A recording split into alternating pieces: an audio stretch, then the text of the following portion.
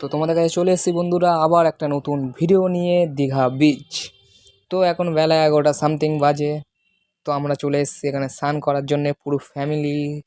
তো এখানে এসে দেখছি আমাদের চাইতে মানুষজন আরও অনেক বেশি স্নান করতে লেগে গেছে, অনেকে লাভবে লাভবে চিন্তা ভাবনা করছে।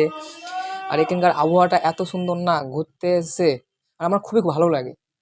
অলরেডি আমি 5টা বছর পরে এখানে আসছি, এখানকার অনেক কিছু চেঞ্জ হয়ে গেছে।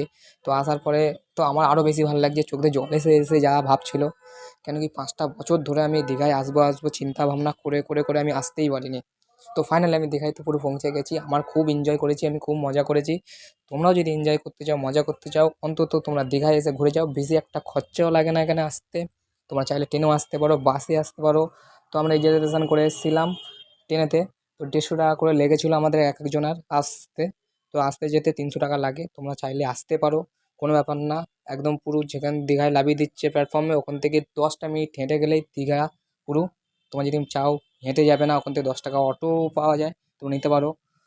আর ততক্ষণ আমি স্নান করতে যাব। তোমরা ভিডিওটা দেখে মজা করো আর একটা সাবস্ক্রাইব করে দিও লাইক করে।